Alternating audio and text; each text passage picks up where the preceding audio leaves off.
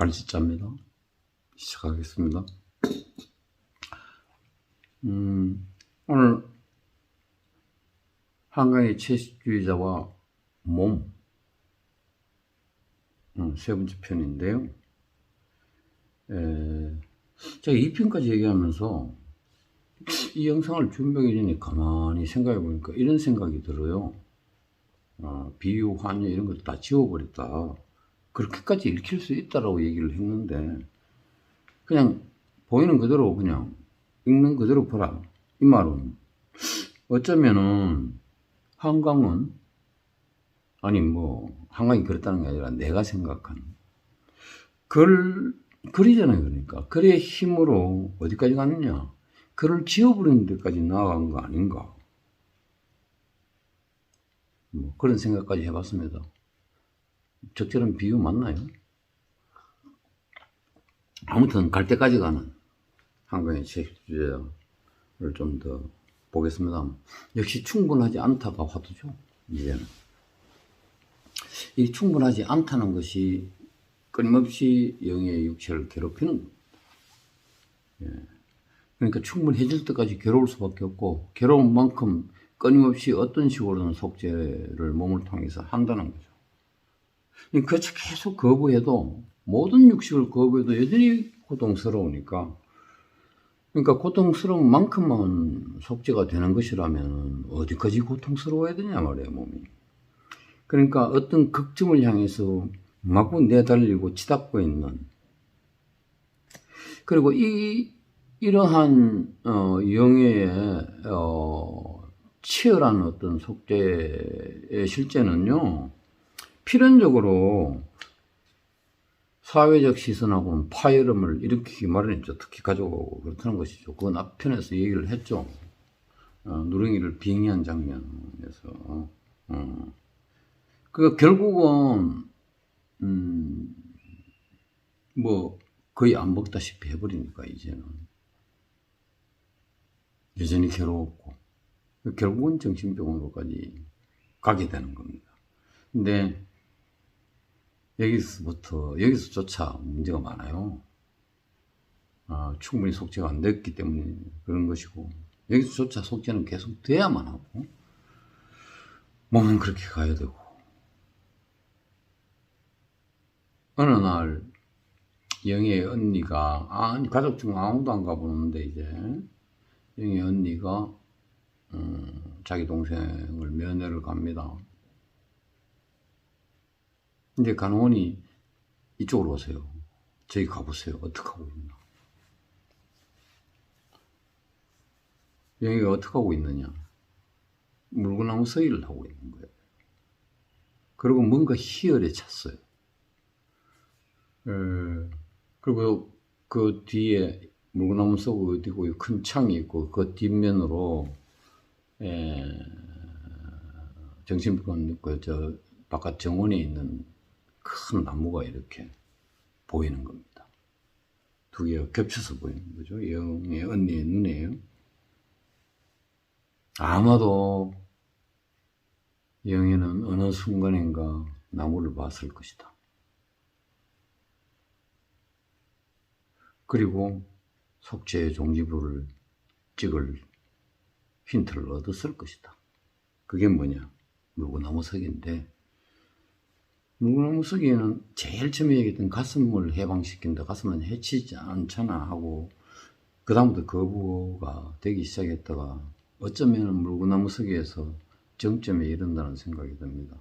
이 물구나무 서기는요, 언니에게 이렇게 얘기를 하는 걸 보면서 알 수 있어요. 언니, 나 더 이상 꿈꾸지 않아도 된다. 그 말은요, 속죄하고 있는 계속해서 그 기억이 꿈으로 재생되고, 그것이 몸을 괴롭히고, 몸은 속죄로 계속 나아가고 있고, 이런 반복되는 형상이었던 거죠. 근데 이제는 더 이상 꿈꾸지 않아도 된다. 그러고 하는 말이, 나 이제 필요한 거 이거 두 개밖에 없어. 물하고 햇빛만 있으면 돼. 그리고 내 상상인데요, 바닥을 받치고 있는 손바닥이 있어요. 그 밑으로 나무 뿌리가 막 이렇게 자라는 거예요. 그리고 가랑이 사이에 막 이렇게 옛날에 형부가 그랬던 꽃봉오리 대신에 나무 가지들이 막 이렇게 자라나는 거. 나무가 되겠다는 거죠. 말이 되는 소리입니까, 이게? 그런데요, 너무나 현실적으로 살아온 언니의 눈에는 이해를 하려고 해도 그거는 그냥 자살로밖에 안 보이는 거죠. 너 죽겠다는 거니? 너 자살하겠다는 거야? 그러고 싶니? 영의 답변은 너무나 담백합니다. 이런데 왜?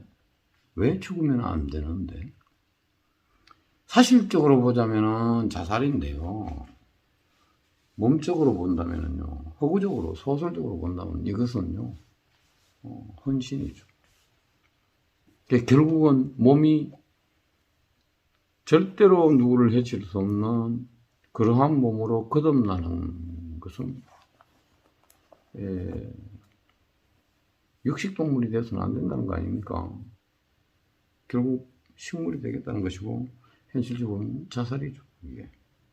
여기서 헌신하고 속죄하는 것은 어떤 의미로는 우리가 읽기에는 완성이다, 충분하다. 그런 여운을 남기고 일단 소설은 끝을 맺는데, 제가 그 사족을 한 2개 정도만 붙여서 좀 얘기를 해보겠습니다. 요거는 이제 입장이 완전히 다른데, 영애 언니 입장을 우리가 지금 얘기를 안 했잖아요. 중심 논지도 아니었고 하니까. 근데 사회적 관점으로 어차피 돌아가야 될 것 같아요. 영애 언니가 가지고 있는 입장이 재밌습니다. 결국 그렇게 하고 자기도 어째 할 수 없으니까 그런 동생을 남겨두고 시골 버스를 타고 그 정신병원을 빠져나오면서 찻잔가에 대해서 가만히 세상을 보다가 어떤 깨달음이 있었던 것 같아요. 이런 겁니다. 영애는 그래도 자신 주체적으로 살았다, 이렇게 보는 것 같아요. 근데 영애 언니는 어떠냐? 대비해서 보니까 이제서야 보인다는 깨달은 것 같아. 자신은 철저히, 자기 자신, 영애 언니 자신은 철저히 배제가 된 채 사회적으로 강요받은 역할놀이에 적당히 안주하고 조율됐고, 그러고 살았다. 나란 존재는 뭔가 사회적으로 철저히 조율된 삶. 이런 화두만 던지고 질문만 던지고 답은 내리진 않습니다만, 한편 영애는 몸 주체적인 삶, 자기 주체적인 삶을 이끌어갔다는 생각이 들면서 깨달음이라기보다는 어떤 회한, 이런 것들이 이제 그냥 여운으로 던지고 끝이 납니다. 마무리도 좋았다는 생각. 글쎄요, 우리 대부분 그러지 않나요? 어려운 얘기입니다. 사족 2번째를 좀 얘기하자면 이런 거예요. 제가 자꾸 연기 얘기를 하니까, 만약에 배우가 영애를 이 소설을 영화하든지 연극하든지 연기를 하려면 접근이 어떻게 돼야 되는 걸까? 만약에 그렇다는 겁니다. 근데 저는 얼핏 잠깐 보고 우연히 봤는데, 면북상을 받기 전에 이 소설이 영화가 됐다면서요. 얼핏 보다가 그렇게 저는 재미가 없었어. 방금 관뒀는데, 저는 이런 것 같아요. 언어화 좀 시키자면, 영애를 연기하려면은 이런 걸 사야 된다.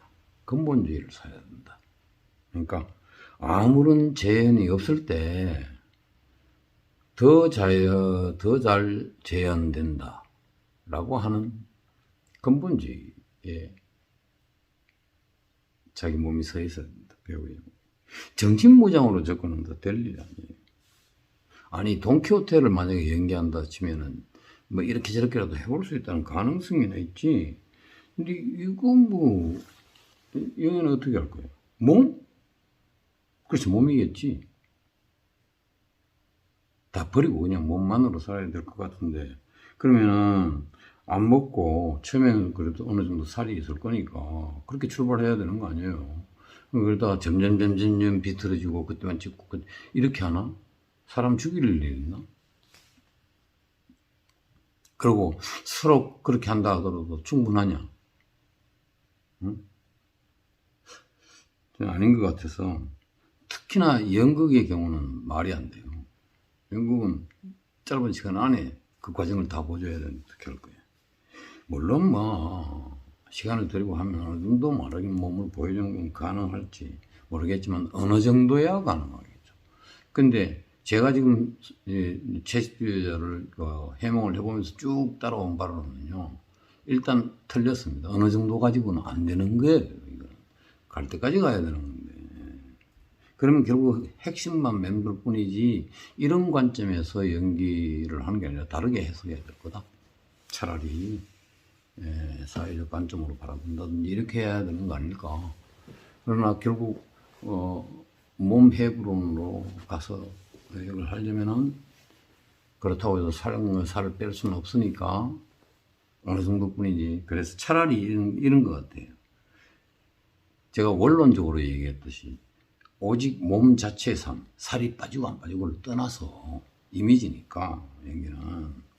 그러니까 아마 이거야말로 교과서인 것 같아. 인격체, 지성의 활동, 이런 것들을 모조리 완벽하게 그냥 지워버리고 오롯이 몸의 물질성인데, 어떤 물질성이냐, 자꾸 얘기하지만 생동하는 물질로서의 몸, 이거 하나만으로 나머지 짜여진 어떤 궤도 속에 몸을 밀어 넣고, 글쎄.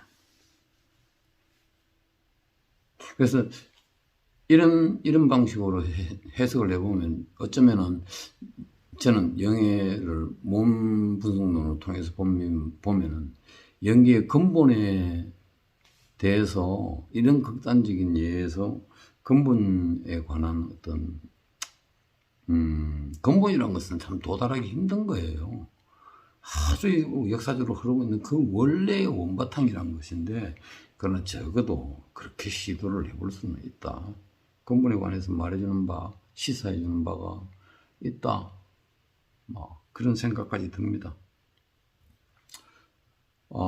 제가 영상 한 짜먹짜먹하게 3편을 통해서 엉뚱하게 실이 소설에 대해서 그냥 터치를 해봤습니다. 그저 그냥 제가 바라본 그런 뭐 해몽 정도라고 보고, 영화도 그렇고 연기도 그렇고 어쨌든 제가 이렇게 뭐 떠들어대는 가장 근거는 자기 만족이겠죠, 제가. 그렇긴 하지만 한편으로는 이것을 통해서 어떤 토론의 유용성에 대해서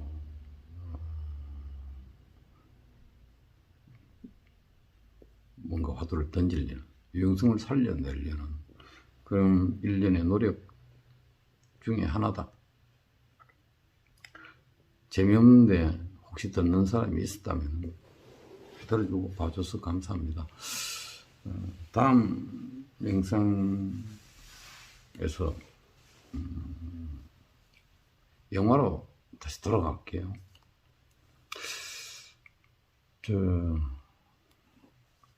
비틀거리고 뭐 버벅거리고 하는 걸 마치 자랑처럼 자꾸 얘기하는데 자격지심에서 제가 지금 이러는 겁니다.